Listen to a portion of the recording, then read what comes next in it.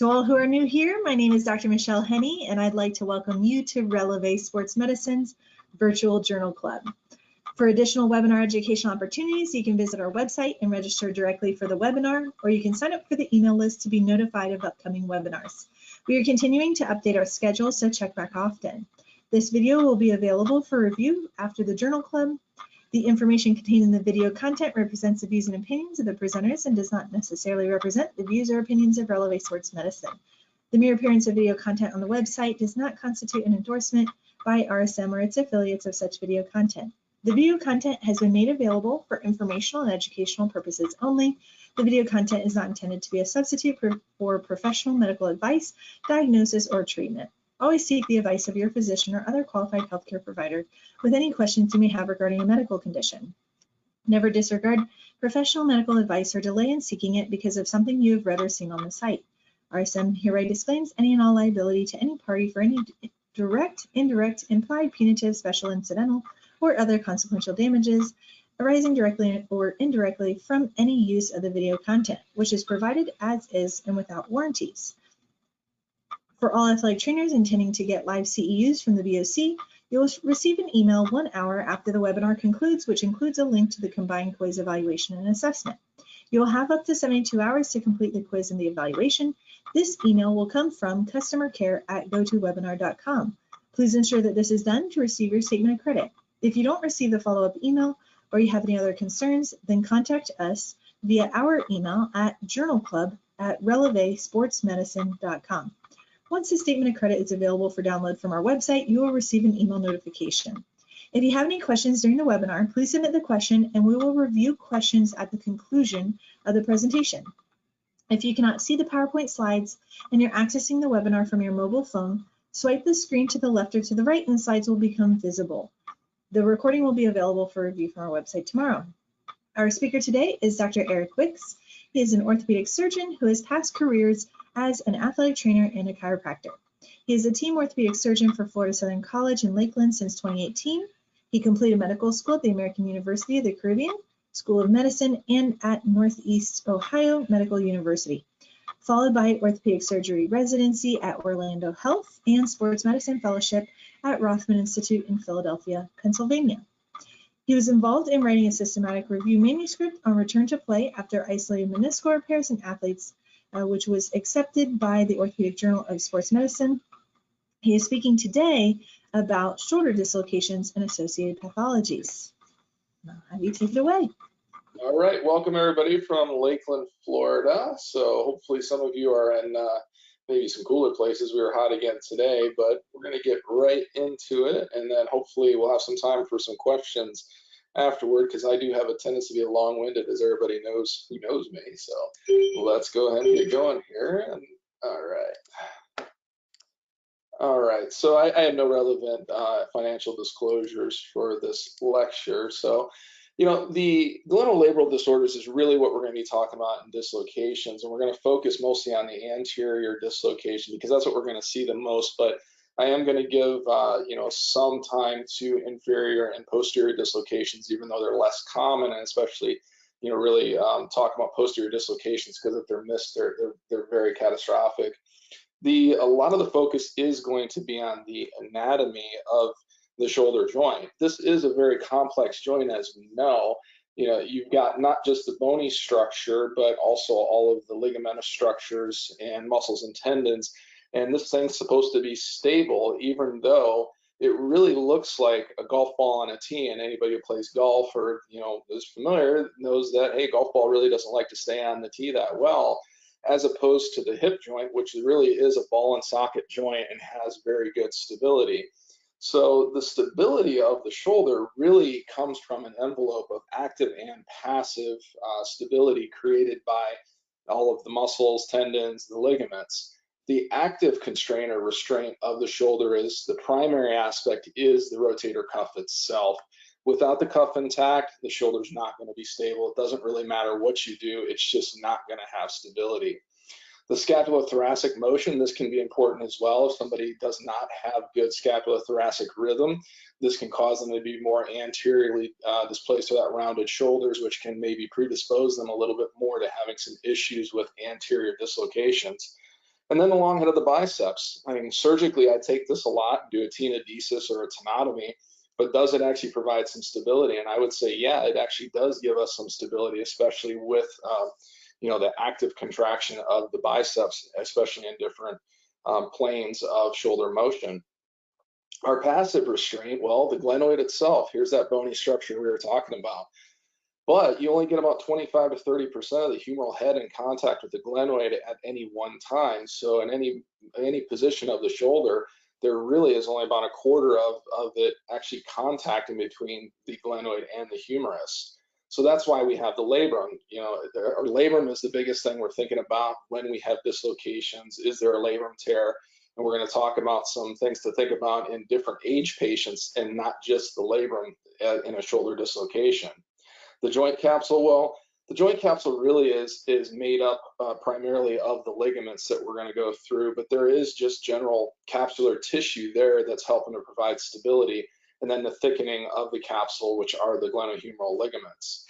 And then just like the hip, there's a vacuum effect, but that vacuum effect to try to hold the shoulder into place is a bit less, and quite a bit less, than the femoral acetabular joint, just by the nature, again, of the shallow joint. And then our synovial fluid, with its high viscosity, does give us some adhesion and cohesion principles. And this is when you start seeing the joints start to degenerate, that maybe you potentially lose some of that adhesion and cohesion and start seeing maybe some posterior displacement of the humerus on the glenoid and start getting more posterior wear of the glenoid. When you look at the glenoid labrum itself, it's fibrocartilaginous. It's about 4 millimeters wide, and it helps to deepen the glenoid cavity by 50%, and that's very significant for us. Surgically, I'm always amazed that that is actually the case when you look at it, because sometimes it just looks like, well, how is that thing really doing anything? But obviously, when you go in and you see the tears and you see what happens, and you guys may see MRIs, and it can be pretty significant. So it does play a huge role. Now, there is some variation of the glenoid labrum, and we're going to talk about some of those variations, but we can look at it. It can be more triangular in shape, more rounded, and it does attach to the glenoid rim, and that's a very important attachment, other than its attachment to the glenoid capsule, the glenoid joint capsule, and the glenohumeral ligaments as well, which attach on the other side and the outer portion of the labrum. So when we look at the anatomy of the glenohumeral ligaments, we're going to really think about these with your dislocation, and just also with any type of passive stability in different positions of the arm. So you've got the superior, the middle, the inferior, and the spiral. The spiral, what's the importance? I don't really think we know, and it can be variable to where it's not even noted in some patients and is not that prominent. But the inferior glenohumeral ligament does have a lot of importance for us, especially with that anterior dislocation. And there's the anterior and the posterior bands of that inferior glenohumeral ligament. So this is what I was talking about with the arm positions and tensioning of these different ligaments in different positions throughout the range of motion of the shoulder. So when our arm is directly at the side of those ligaments, the superior glenohumeral ligament is providing passive constraint and restraint. And this could be one now also that maybe even the long head of the biceps gives us a little bit of passive constraint too of the shoulder. Now, as we start to come up to about 45 degrees of external rotation and 45 degrees of abduction, the middle glenohumeral ligament starts to tension and gives us more of our passive stability. Now, the inferior glenohumeral ligament in general acts as a hammock, or just a support to be able to hold up the humeral head. And you can see that on this picture very nicely of the anterior and the posterior portions of the ligament, and how the connection between them can really support the humeral head from some inferior displacement as well, possibly with the arm at the side. But they really start to tension as you get into more of a flexion or an abduction position and start to internally or externally rotate. The posterior glenohumeral ligament, the posterior inferior glenohumeral ligament, really starts to see its tensioning at about 45 to 90 degrees of flexion, abduction, and internal rotation. Each one of these together can have some tensioning of it by themselves as well. And then when you look at the anterior band of the inferior glenohumeral ligament, this is our big one for our anterior-inferior dislocations that we most commonly see, especially in athletics. And this is that abducted position with external rotation. Now let's talk about the dislocated shoulder. Let's get right into it. Well, unfortunately, in medicine, there is actually some terminology there that I think is not great to see, but it is there. So if you ever talk to somebody and say, "Hey, the SC joint can dislocate," well, they're right because there's ICD-10 and CPT coding for it, but it's an AC joint separation and not really our focus. But I did want to mention it just in case if somebody says, "Oh, I had an AC joint dislocation." They're kind of right. I hate the terminology, but it is what it is. Then there's SC joint dislocations. Again, not really our focus. Anterior is more common than posterior, but posterior can be a medical emergency, as you see, because a posterior dislocation of the clavicle can go into the structures, the neurovascular structures, or more the vascular structures, the trachea, and far enough close off the trachea. So again, though, not our focus, but wanted to just briefly talk about it because it is part of the shoulder girdle. Shoulder dislocations, anterior, much more common than posterior, much more common than inferior. And this can happen in various positions, but the anterior glenohumeral joint dislocation is really the pictures that you just saw, and some of these you may remember seeing throughout sports. But like I said, I am going to talk about some of the other ones, such as the inferior dislocation. Luxatio erecta is what this is called. This kind of almost sounds like it is something a little bit dirty here, but we don't see it very often. It is very rare. There's a hyperabduction force. It is a very, very high energy injury. And when they can come in and give you the sign like they're saying, "Hey, it was a good field goal or a touchdown," and this is the presentation you see. This is caused a lot by levering of the proximal humerus onto the acromion, and it shoots the humeral head inferiorly. And this really has the greatest potential for neurovascular injury, rotator cuff tears, and greater tuberosity fractures. I've only seen this once directly. It was at Orlando Health. High energy trauma motorcyclist was ejected, and he was ejected flying into a truck in front of him. He put his arms out. He had bilateral luxatio erecta, had greater tuberosity fractures and rotator cuff tears, tore his entirety of his rotator cuff on both sides. So it is there. You're probably not going to see this unless you had somebody fall in an event, and that's not really necessarily something you're going to see if they maybe fell from the bleachers, hands down. But nice to know that it is actually there. Posterior glenohumeral joint dislocations, again, not that common, very often missed, can happen more so from somebody that has seizures or from an electrocution. We're in Lakeland, so my brother's a big Kiss fan, so I kind of put that one up for him because this happened in Lakeland many years ago and led to a very popular song by Kiss.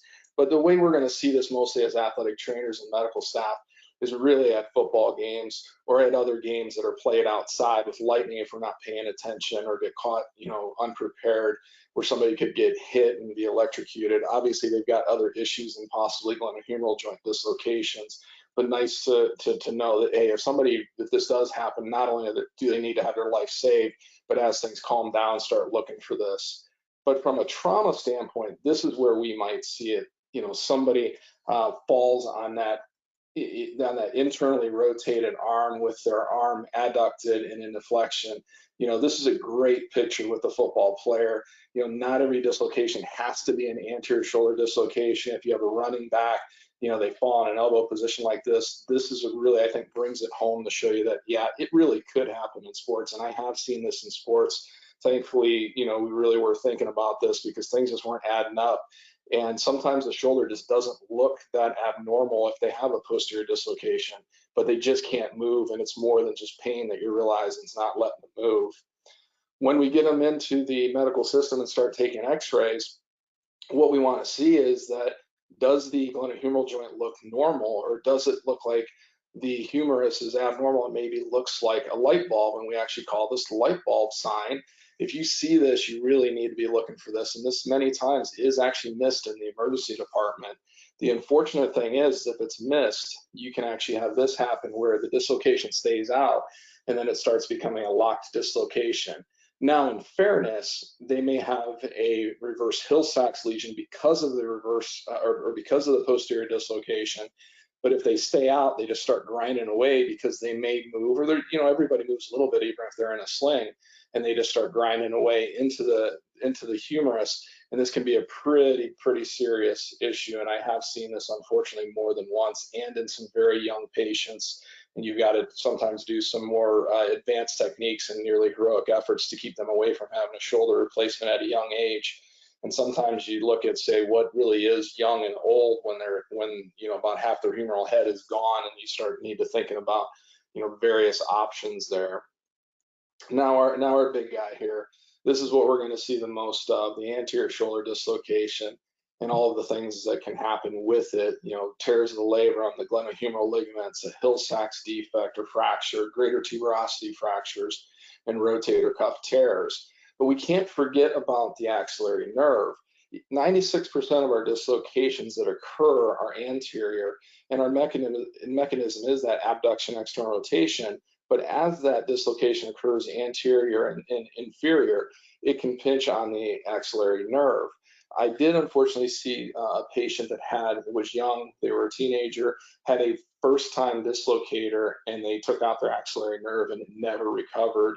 And it ended up needing nerve transfers to try to supercharge the nerve, and also tendon transfers for function, because it just never came back. So you want to not forget about that. The axillary nerve, the primary way we're going to test it, well, sensory is the biggest one. Just how is their sensation on their lateral deltoid or their more anterior deltoid? They say inferior deltoid here. Really what I see is meaning inferior, just more toward where you're going to see that dimpling in of where the bicep and tricep come in. But really, how is that lateral shoulder sensation?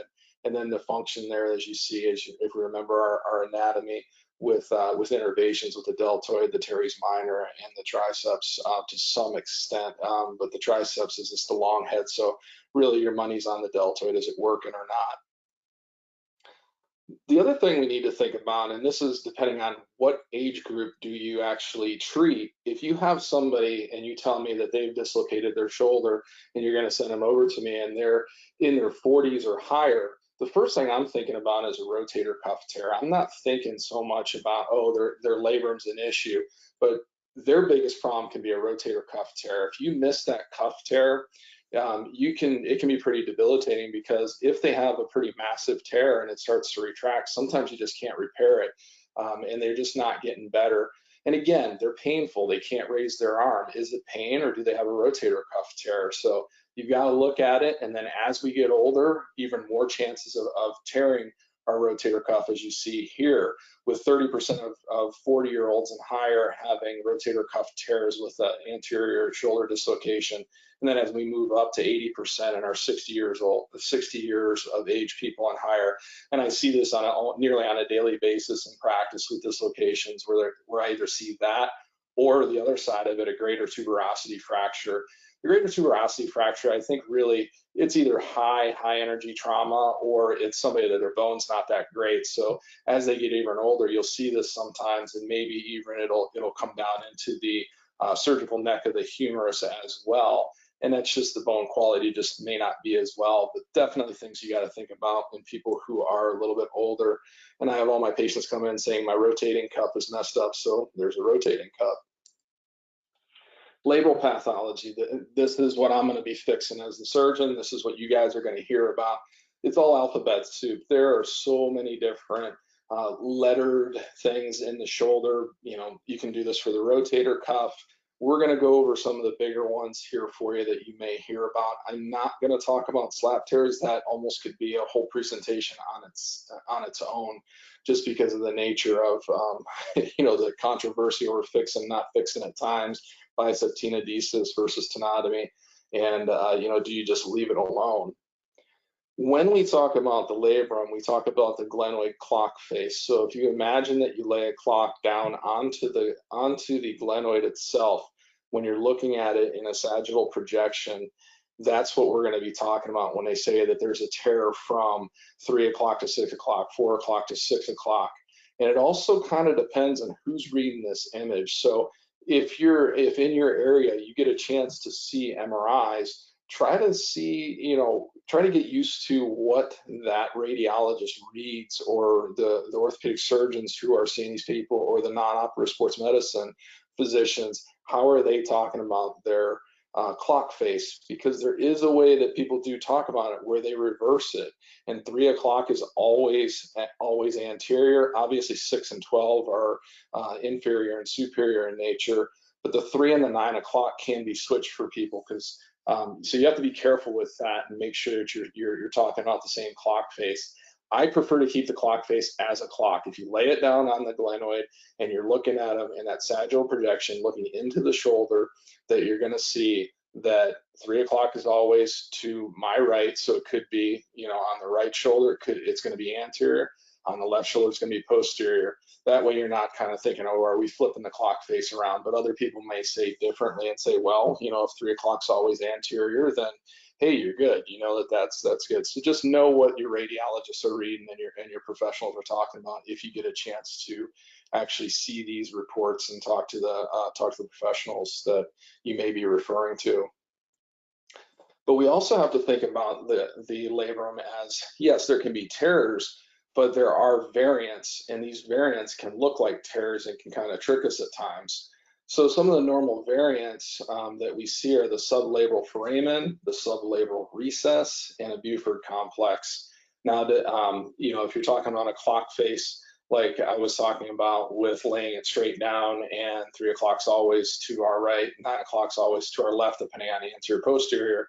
These variants are from 11 o'clock to 3 o'clock in the right shoulder, and about 1 o'clock to 9 o'clock in the left shoulder.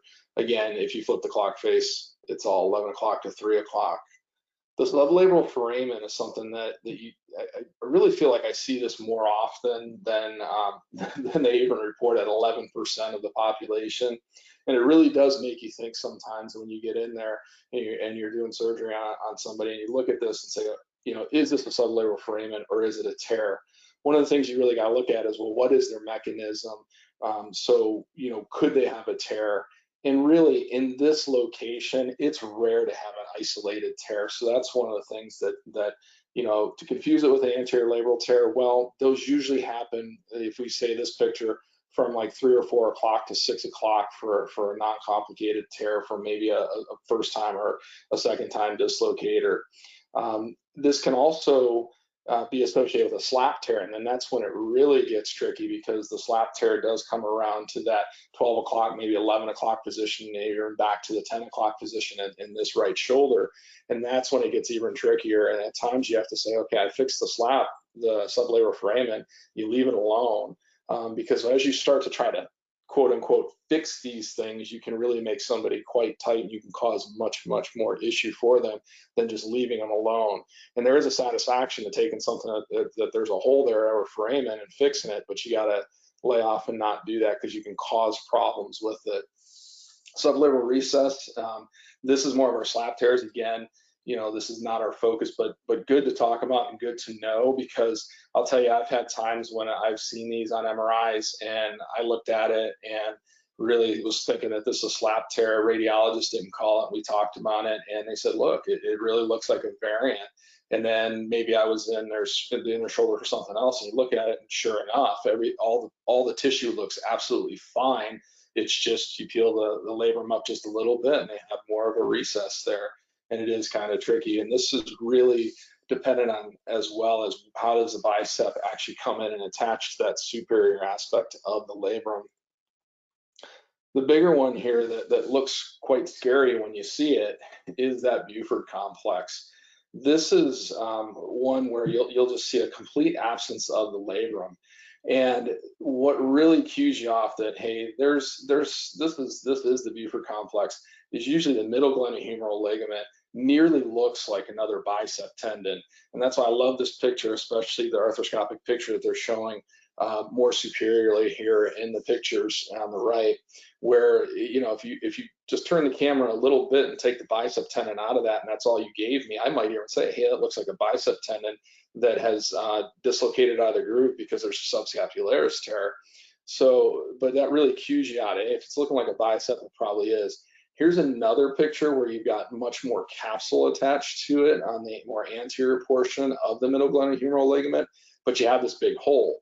But again, it's usually in an area where you're not necessarily expecting a tear of the glenoid labrum, especially in somebody who has an anterior dislocation. Can you get a tear here? Sure, but usually you're propagating from a slap tear, or you're coming, or you're having this go all the way down to that 6 o'clock position, and then it makes more sense that, hey, this isn't a Buford, this is actually a tear itself.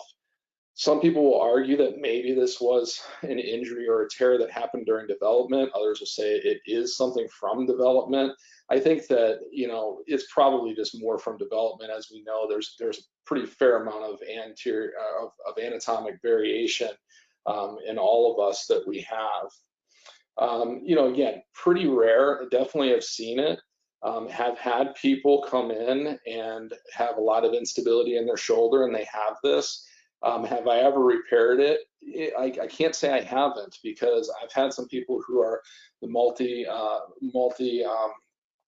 directional instability people. You've done everything, you've rehabbed them, I've tortured them for an excessively long period of time with rehab. They're just not getting better. Their shoulders are slopping around.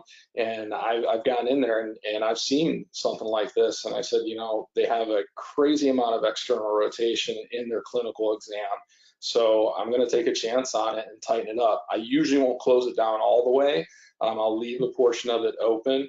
And, you know, anecdotally, in those very slim selected group of patients, I've gotten away with it where it hasn't restricted their external rotation, but and they've done well with that, as well as multidirectional instability. People can, but again, I've left these alone time and again, and it's weird to look at it and think that, hey, that's actually a normal variant and not a problem.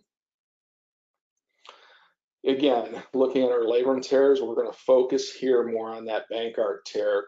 That Bankart tear, like I was saying, this is not that variant. This is from the 3 o'clock, 4 o'clock to 6 o'clock position. And if you have an even worse tear, it can start reaching around posteriorly as well. That slap tear, usually from that 10 to 2 o'clock position.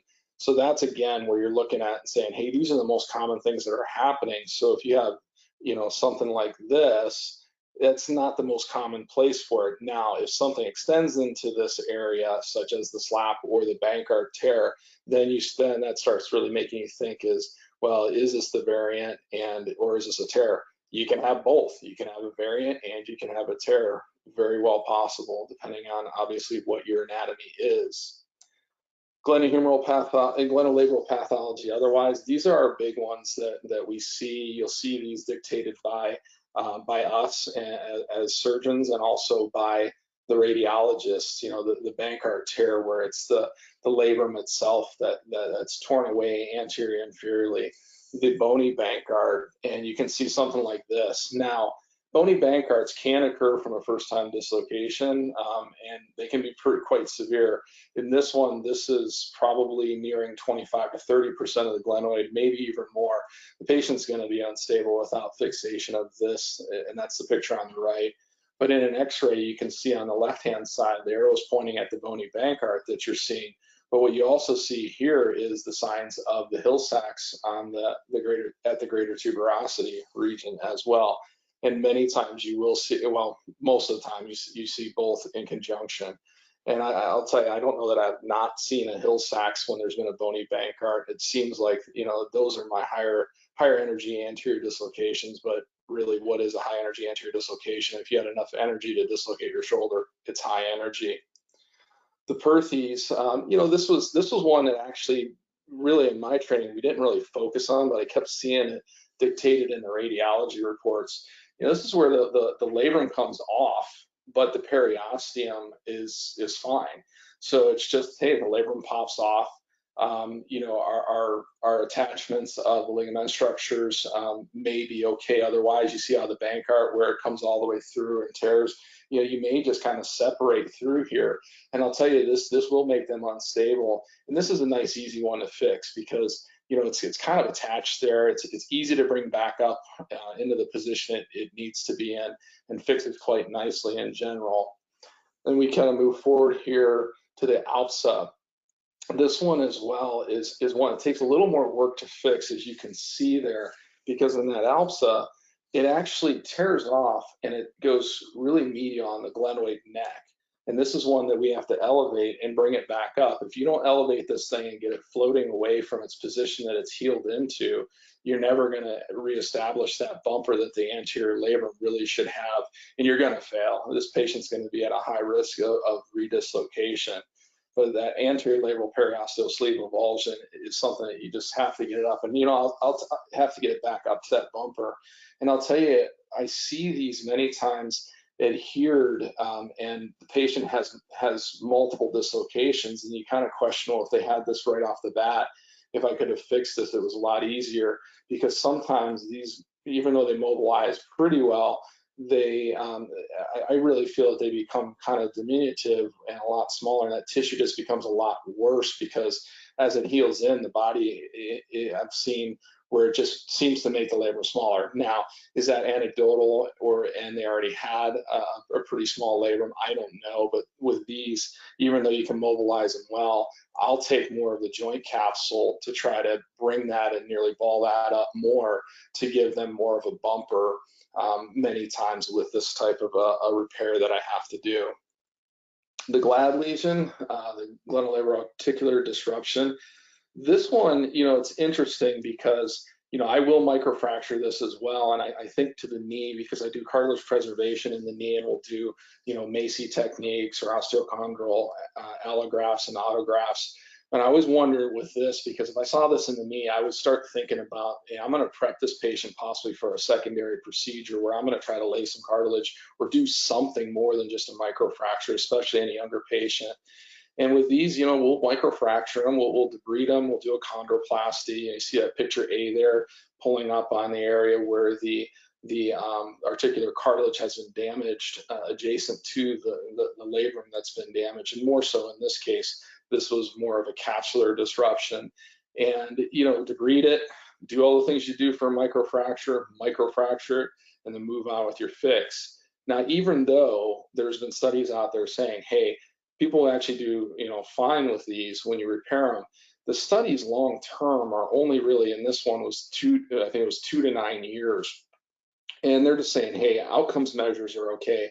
But my question with this is, what's their long-term degenerative changes? They just don't have articular cartilage there. And we know in the knee and even in the shoulder, if you don't have it there, that you're going to be at a much higher potential to have degenerative changes in an earlier age. And I'll tell you, I think that these do end up going on to be much more of an issue for degenerative changes. These are the patients that even after fixing them, I'll notice that they'll have a little pop or grind, or feel like they have that crepitus even in their shoulder. And I do prepare people with this one that this is worse than just a shoulder dislocation, right? But this can cause them problems a lot quicker than me just repairing their labrum, that they may get degenerative changes earlier in their life because of this. Then things that are missed by us sometimes that we just don't go after enough to fix. We talk about the labrum, fix the labrum. We think dislocation, young patient, maybe a 18, 20-year-old patient, or younger, a little bit older, at high school and college age that has the dislocation. We think, okay, fix the labrum. And too many times we overlook the humeral avulsion of the glenohumeral ligament. This is important, and unfortunately much harder to fix as well, because you just don't have the views as wide open. Labrum tears are difficult to fix, especially down at that 5 o'clock, 6 o'clock position. But this is even harder to fix because you just don't have as good of a view of that hagel to be able to fix it. But if you miss it, you can do all you want to the labrum and to the capsule that's attached to the labrum, as you can see here. If I grab that joint capsule that's in blue there from the glenoid side and I tuck that up, well, what have I done? Sure, I've made the capsule tighter, but it's not attached to anything. So is it really going to make the glenohumeral joint more stable? Not really. And these are the ones too that, if they have recurrent instability, was this missed? And this is what it looks like, from a scope position. Now, I had one just this week that there was slight tearing of this area, much less than what you see here. And you can see this completely pulled off of the humerus. Those are the ones that, yes, you're repairing. Sometimes with these, you will have to make a decision. Do you repair it or don't you? You know, this is one that's probably on the borderline because it's not actually avulsed all the way, but definitely very stretched out. You know, so as a surgeon, you have to make that decision, and you kind of think back to what is your exam like, how unstable they are, and especially that exam under anesthesia. And what does the MRI look like? You know, is this corresponding with what you see? Now, going along with our names, the raggle, well, instead of being on the anterior side, you're going to see it on the posterior side, where you're going to see that tearing of the glenohumeral ligament. And this is really our inferior one. You know, going with these, the bagel, you get a bony piece. These are kind of nice if you can see them, because if you see a little bony fleck that doesn't look like it should be there and it's in that position, then you know, hey, there's no chance, you have to fix this, in my opinion. So humeral pathology. Well, we talked about some of these already. I'm not really going to talk too much about the lesser tuberosity fracture, but the lesser tuberosity fracture would be a little bit more along the line of that posterior dislocation potentially, and that's where you can get a reverse Hill-Sachs lesion, where you get that indentation near or at the lesser tuberosity, or fracture of the lesser tuberosity. And if you remember right, the subscapularis attaches to the lesser tuberosity.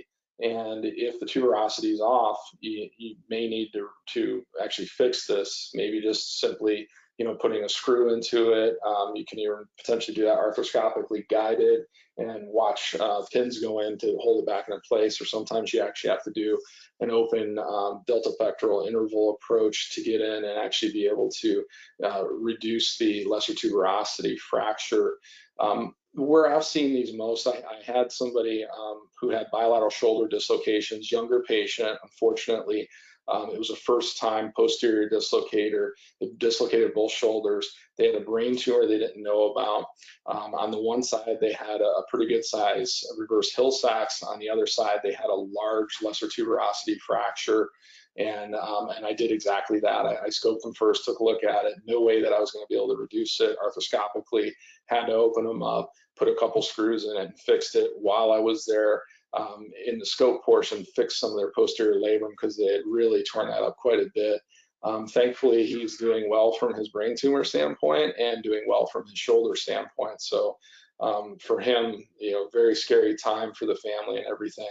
Have had continued follow-up, and happy for them that they're doing well, and happy for me that what I did to him actually is hanging in there, and he's still doing well and back to work. And he was a heavy laborer as well. The Hill-Sachs lesion, when you take the humerus and you put it underneath the anterior inferior glenoid, not having it act like a hatchet and take a piece of the greater tuberosity and break it, or put this big indentation there, would be shocking not to have it. As you get more and more dislocations, this usually will get bigger and bigger, and that's when it starts becoming an issue when we talk about the shoulder track. Now, this is something that can be very confusing. There's becoming more and more talk about this, about on-track and off-track lesions. Just know the take-home here is the more bone loss on the socket side, on the glenoid side, and the larger the Hill-Sachs, the more chances that this thing's going to engage. If the actual Hill-Sachs lesion is small enough that through the range of motion that it doesn't actually come and fall into the anterior glenoid, then you're staying on track. Or another way to say that, if you measure it, is the glenoid track, or the glenoid that's left, if there's any bone loss, is it the same or smaller than the Hill-Sachs lesion? If that's the case, you're going to stay on the track like our race cars. Going off the track's always bad. So you see the other side, much bigger Hill-Sachs, and the glenoid track there is just not big enough for it to stay on. And those are the ones that are going to have recurrent instability and may come and lock more in that anterior inferior dislocation. So when we talk about non-op or surgery, right? I'm a surgeon, so I like to do surgery. Do I do non-operative treatment? Sure. But we need to really look at the statistics, and I think there's really a trend for us to start fixing people faster. When you look at recurrent dislocation stats, the younger you are, the more of a chance that you're going to have a recurrent dislocation. And you can see the age groups here in the recurrent dislocation stats that are from that traumatic first time shoulder dislocation study that's noted there. And the problem is those recurrent dislocations, well, we're going to have more and more bone loss. So what's right to do surgery on after the first one, after the second one they have? Well, as they keep going, you usually see more bone loss or bipolar lesions, meaning that the Hill-Sachs lesion becomes larger. The glenoid bone loss is even larger. And sometimes that can mean you need advanced procedures such as a ladder J, or you start getting into putting, osteochondral allografts on the humeral head in younger patients. So is it really 3 strikes you're out? I think we think sometimes about this in the patellofemoral joint, maybe here, in the shoulder as well. But I would say that we need to maybe start thinking about stabilizing these people even after a first time shoulder dislocation.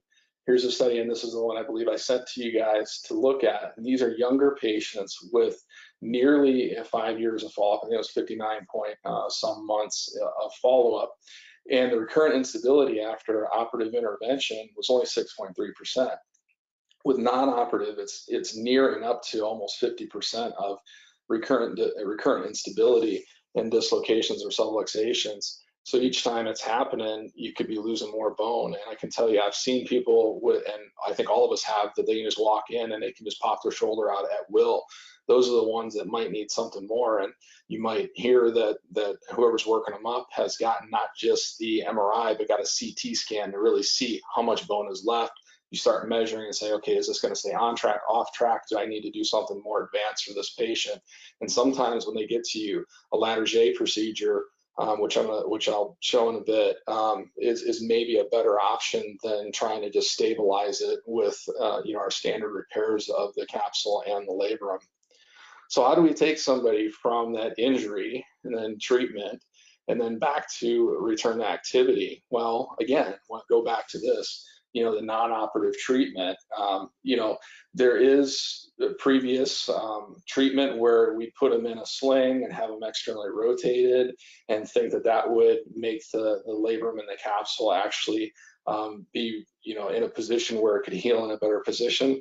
I don't know that we've really had anything that said that that's the case. So I don't know that a sling to try to keep somebody in that gunslinger position or beyond is really going to do it for us non-operative. I think it kind of is what it is to some extent, and I'm sure somebody could disagree with me on that. But when we look at our options for somebody that's in season, that's where this really becomes important. I don't think that there's as much pushback when somebody's necessarily not in season or they dislocate their shoulder at the end of the season, and you talk to them, hey, we can stabilize this now.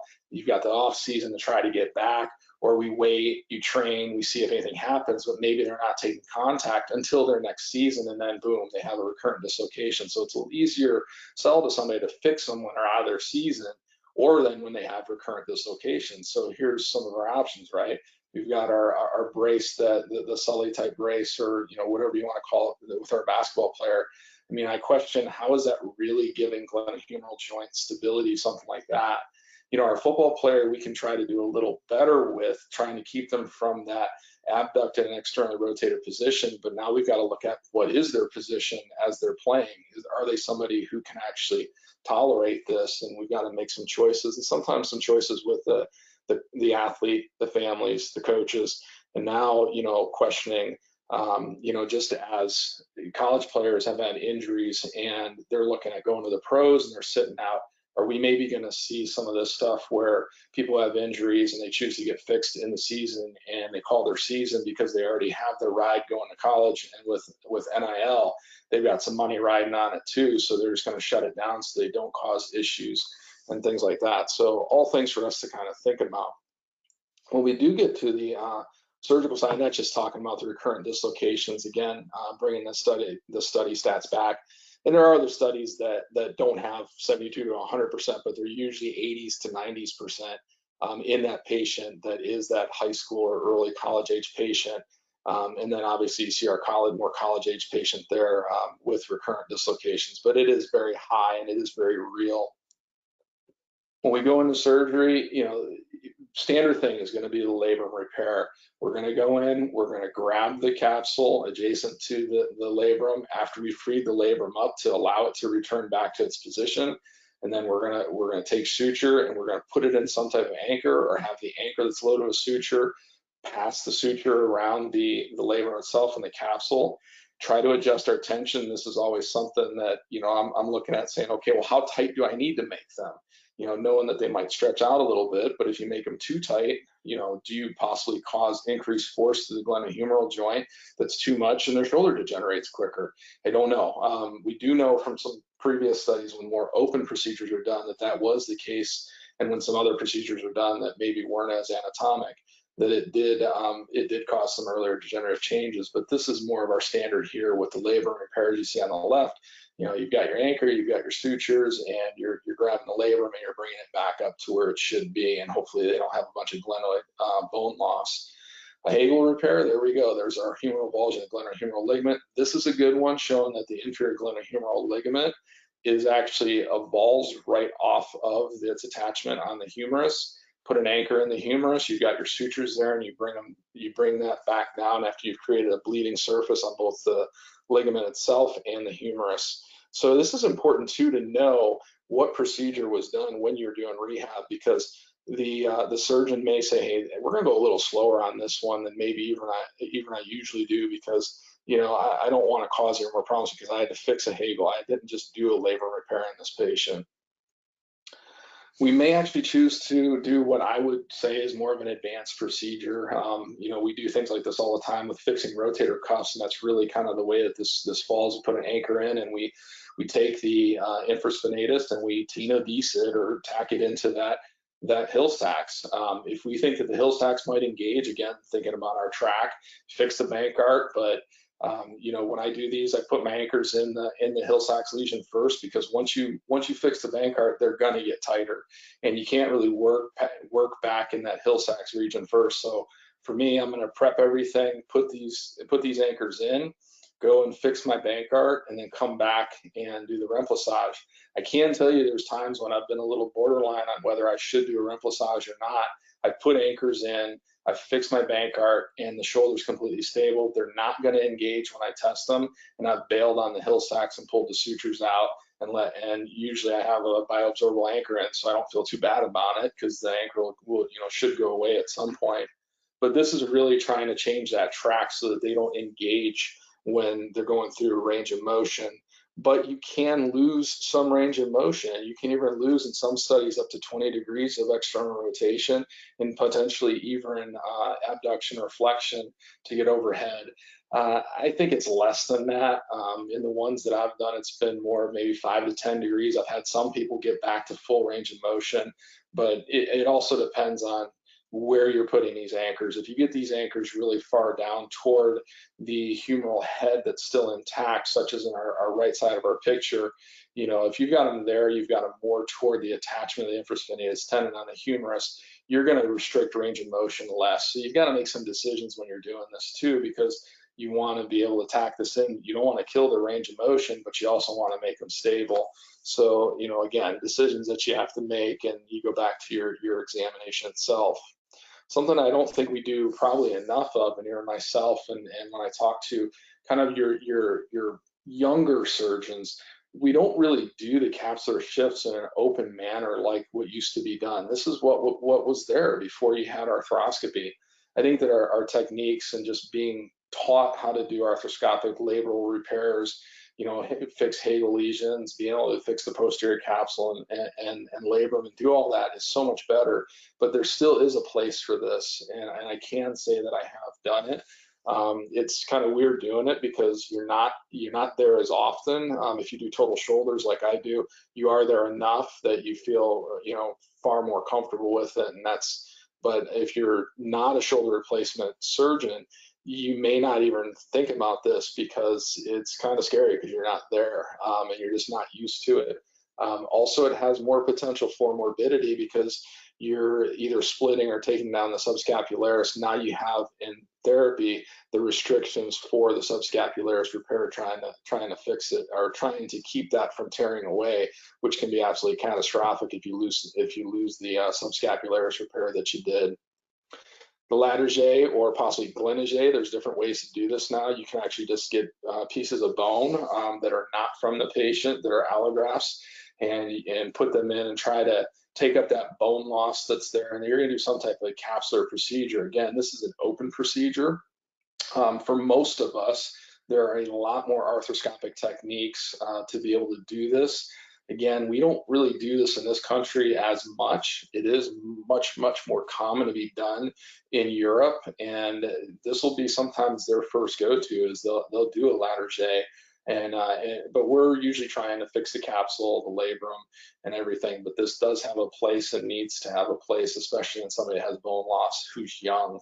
And this is the true Latarjet, or this is the version of the Latarjet that we're all pretty much familiar with, where you cut the coracoid process and you shift it over. Depending on now how you actually attach it to the glenoid is another discussion all in itself. But it brings over all the musculature attached to the coracoid process, and it helps to kind of act as a sling to not only give the bony support that you have to make the glenoid bigger, but also to try to get some soft tissue support. And then with the capsule fixed with it, this can be a very good procedure, especially for your recurrent dislocator, or if you have somebody that had a dislocation that had a big bony Bankert that was neglected initially, this can be a good option for you. So when we look at this, we go to surgery. You know, for me, my common follow-ups are going to be at 2 weeks, 6 weeks, 3 months, and 6 months. And that's really taking them through, okay, at 2 weeks, are they doing okay? Do the incisions look okay? No signs of infection. All right, how are they doing in general? How's their mental state? What's their pain like? Then I see them back at 6 weeks. I've usually had them into some type of therapy, or we're heading toward therapy. Make sure that they're on board, make sure they're participating, make sure that we've actually got the therapist on board and that they're actually getting started and that there are no issues.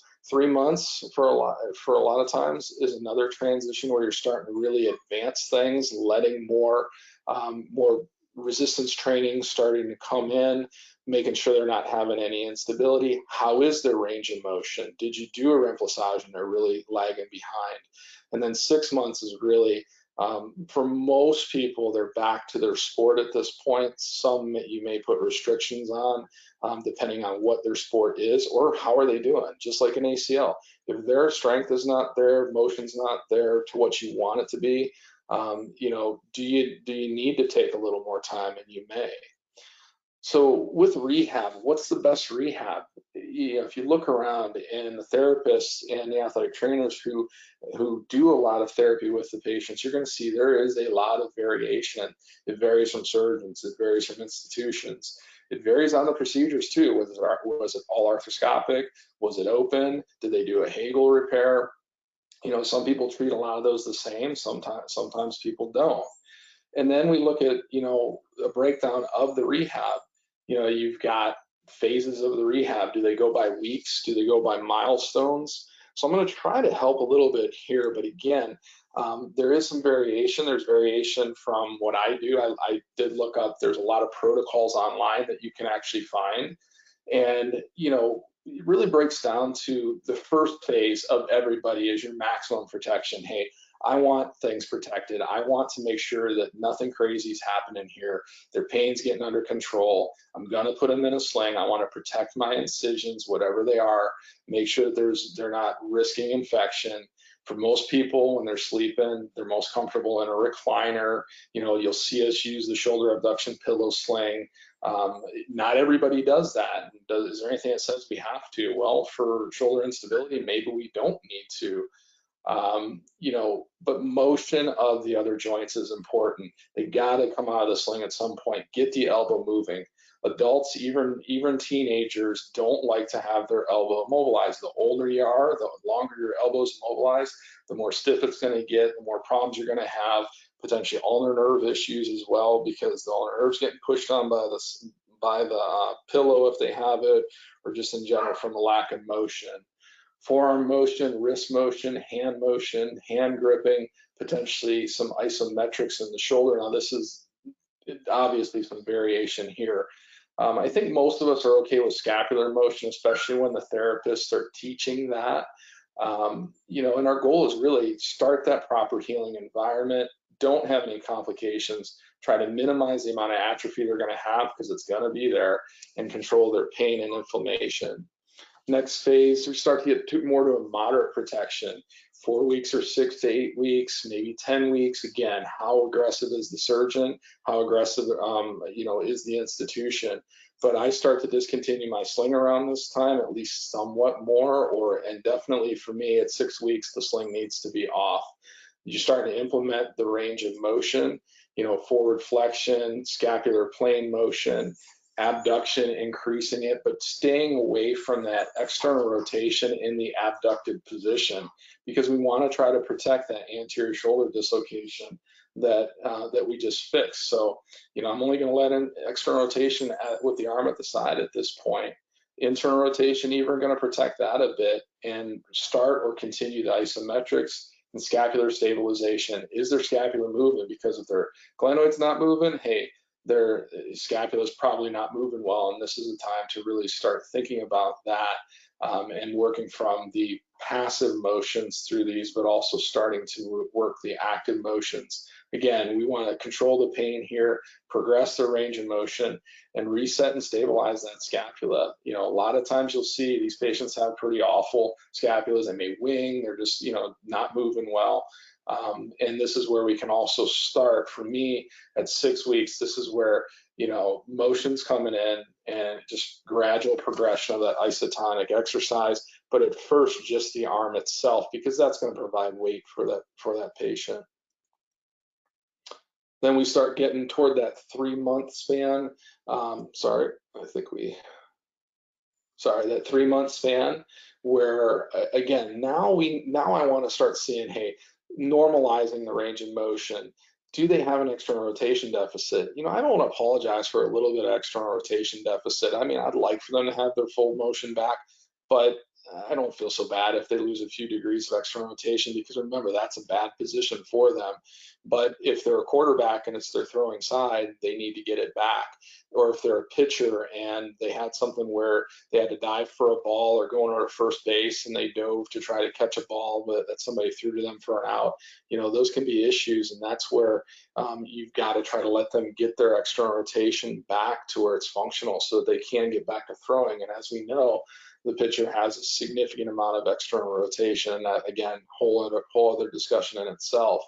Weight training. So anything on weight training at 3 months is where I start to let people start getting some of your more classic exercises, but I'm trying to avoid that anterior capsular stress.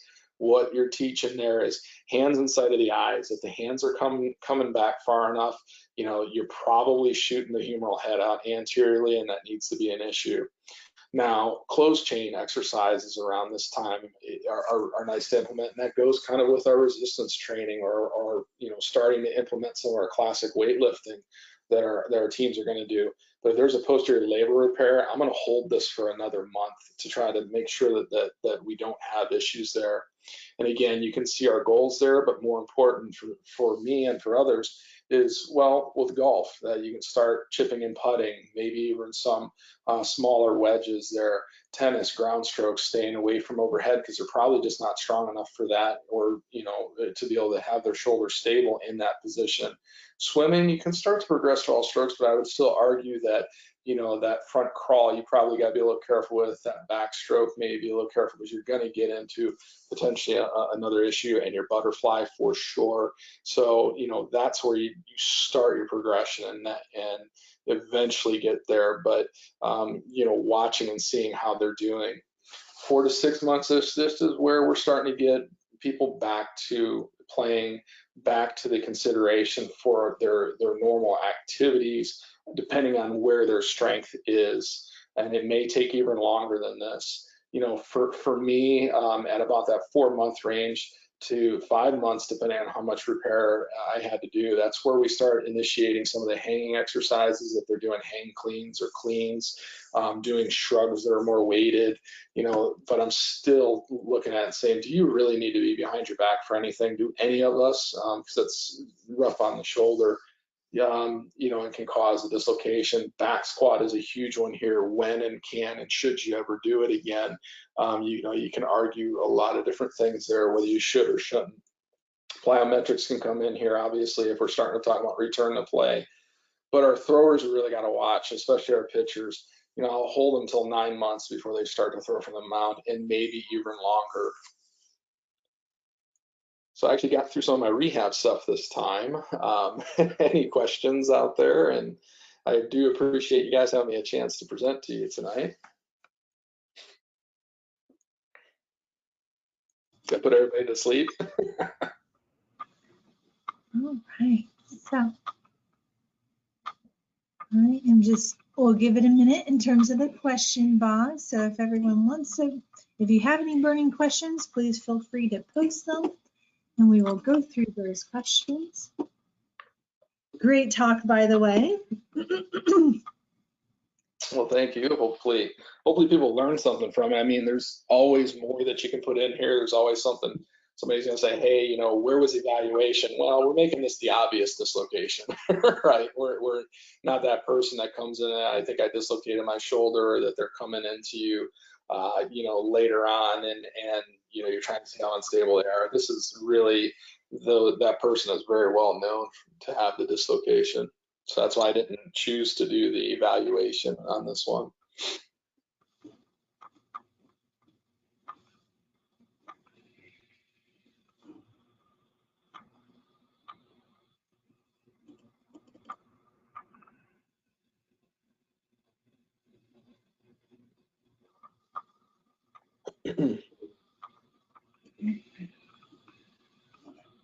And Jen posted on here, thank you. Jen Bassini, possibly. I'm not sure how you pronounce the last name. Okay, Zach has a question and he asks, how much of an emphasis on scapulothoracic motion should be in rehab compared to a glenohumeral joint focus? Well, I think that, when you look at it, that's a little variable there. How dysfunctional are they, right? I mean, if you see it and their scapula is just stuck and not moving well, or they're winging like crazy, then your focus, especially early, may be there. Because I don't think any surgeon is going to be really upset with you with trying to do things from the scapulothoracic point early. So there can be more of a focus early there, and then it starts to change over for all of it, and look at how they're doing. I mean, if their scapula is stuck, they're going to be at risk of having problems, because then they're going to have so much more put on their glenohumeral joint. So, it's kind of the cop-out answer for me, but it's the reality of, if their scapula's not moving, the glenohumeral joint's got to try to take it over. So I would say early, quite a bit, see how they're doing, and then that's where you can split it up. But if it's stuck, you got to get it moving. If they're weak, you got to go, because then everything shifts over to the glenohumeral joint. So hopefully that helps out with that. Anything you got to add on that, Dr. Henny? Thoughts on that as well? I'll actually just for the sake of time, I'll go to the next question that is up here. So the next question comes from Chris, and he asked about, what about the kids that dislocated, the early season dislocated and are stubborn and go back too early? So I mean, this is just where it's where we always say all the time, laying crate, right? You lay it out to them, you lay it out to their parents if they're under 18, and say, here's the deal. The stats are going to say that you're going to have a high chance of dislocation again. And if you have it again, you can cause even more issues there, and get to the point to where even getting fixed may be a lot harder for you, because now you're trying to tell them, okay, bone loss, things like that. What they care about is, can I play or can I not play, right? And if they go back, you just have to lay it out for them the best way you can, and tell them what the problems can be. You can make this so that even fixed, you're at a higher potential for dislocation, right? I didn't talk about the percentages of bone loss. A small amount of bone loss, is that a big deal? Well, maybe, but we do know as you get to 20-25% of bone loss, it is an issue, and we do know that's more likely to occur with the recurrent dislocations. The bony Bankart that can be fixed right away is different than the recurrent dislocation, where they're whittling a little bone away, whittling more bone away, whittling more bone away, and they end up at that 20-25%, and there's nothing to fix back. So you just got to lay it out for them, and have a decision between everybody all together. Okay, so a follow-up question coming from Chris then. Anecdotally, do you find that they typically have much more damage to the labrum and other structures if they do the old wait until the season is over? Well, I think if you get some honesty from the people that have had a dislocation and they do go back, and you actually have them really talk to you, and if they may tell the coaches and even their parents, no, I'm not having any problem, but then they actually talk to you. If you get them aside from everybody and say, did you have any problems? Well, yeah, I kind of felt it. I'd feel it kind of slide out, slide in and out, and I would just kind of move, and it would be able to kind of go back in. So they might not be having full dislocations, but they are having instability. I have had people that have had an MRI arthrogram done, and then they dislocated again later, and there was more issue. There was more injury. The labrum tear propagated from just 4 to 6 to maybe 4 to 8. So now I've got to think about, putting an anchor in that posterior aspect to really recreate that sling to try to keep them more stable. It went from no bony involvement to having bony involvement. So yes, I absolutely have seen heel sacks get bigger. I've seen it all. So it does happen. All right. Well, so those are the questions that we have. Thank you again so much for speaking tonight. It was definitely a well-received topic. It was highly requested by a lot of our attendees. So, if for the folks that are here, if you do have other specific topics that you would like to have discussed, just put those into your follow-up emails, and we will do our best to find speakers for those particular topics. But thank you to Dr. Wicks for taking the time out to put together this presentation and give it to us tonight. Absolutely. Everybody have a good evening. We'll see you next time.